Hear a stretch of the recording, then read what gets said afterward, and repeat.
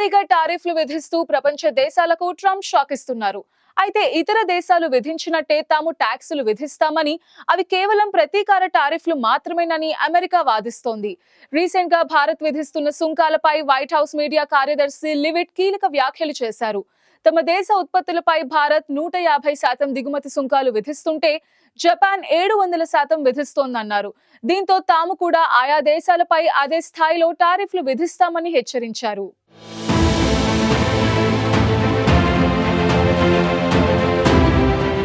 రెండోసారి అమెరికా అధ్యక్షుడిగా బాధ్యతలు చేపట్టిన ట్రంప్ భారీగా సుంకాలు విధిస్తూ ప్రపంచ దేశాలకు షాక్ ఇస్తున్నారు. తమ ఉత్పత్తులపై ఎంత మేర టారిఫ్లు విధిస్తున్నారో తాము కూడా అదే స్థాయిలో విధిస్తామని ట్రంప్ హెచ్చరించారు. ఏప్రిల్ 2 నుంచి కొత్త టారిఫ్లు అమల్లోకి వస్తాయని వెల్లడించారు. ఇందులో ఏ దేశానికి ఎలాంటి మినహాయింపు ఉండదని ట్రంప్ స్పష్టం చేశారు. ట్రంప్ చేసిన ప్రకటనతో ప్రపంచవ్యాప్తంగా గందరగోళం నెలకొంది. తాజాగా టారిఫ్లపై వైట్ హౌస్ మీడియా కార్యదర్శి కరోలిన్ లెవిట్ కీలక వ్యాఖ్యలు చేశారు. అమెరికా నుంచి చాలా దేశాలు భారీగా టారిఫ్లు విధిస్తున్నాయని ఆమె ఆగ్రహం వ్యక్తం చేశారు. తమ దేశం నుంచి ఎగుమతి అయ్యే మద్యం, ఇతర ఉత్పత్తులపై భారత్ ఏకంగా 150% ట్యాక్సులు విధిస్తోందన్నారు. టారిఫ్ల విషయంలో ట్రంప్ తీసుకున్న నిర్ణయాలను లివిట్ సమర్థించారు. ట్రంప్ ఎప్పుడూ పరస్పర ప్రతిచర్యను నమ్ముతారని, దేశాల మధ్య పారదర్శకత, సమతుల్య వాణిజ్య విధానాలు ఉండాలని కోరుకుంటారన్నారు. కెనడా కొన్ని దశాబ్దాలుగా అత్యధిక సుంకాలు విధించి అమెరికాను దోచుకుందని ఆమె మండిపడ్డారు. అమెరికా ఉత్పత్తి చేసే చీజ్, బటర్పై పొరుగు దేశం 300% టారిఫ్ వసూలు చేసిందన్నారు.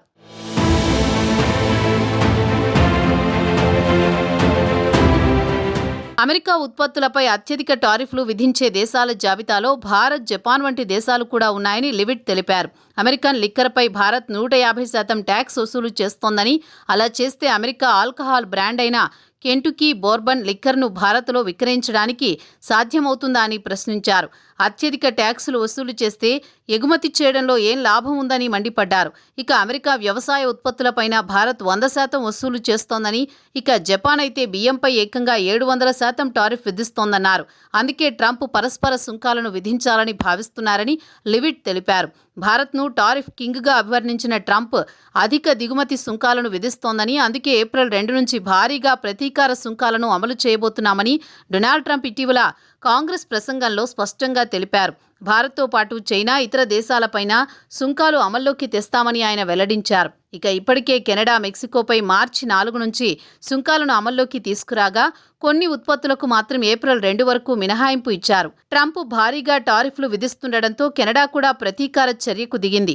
కెనడా నుంచి అమెరికా దిగుమతి చేసుకునే ఉక్కు, అల్యూమినియంపై ప్రస్తుతం విధించిన 25% టారిఫ్లను తాజాగా 50%కి పెంచింది. అమెరికా సుంకాలను వ్యతిరేకంగా విద్యుత్పై సుంకాలను విధిస్తామని కెనడా ప్రభుత్వం ప్రకటించింది. ట్రంప్ ప్రకటనలతో అంతర్జాతీయ మార్కెట్లు కుదేలవుతున్నాయి.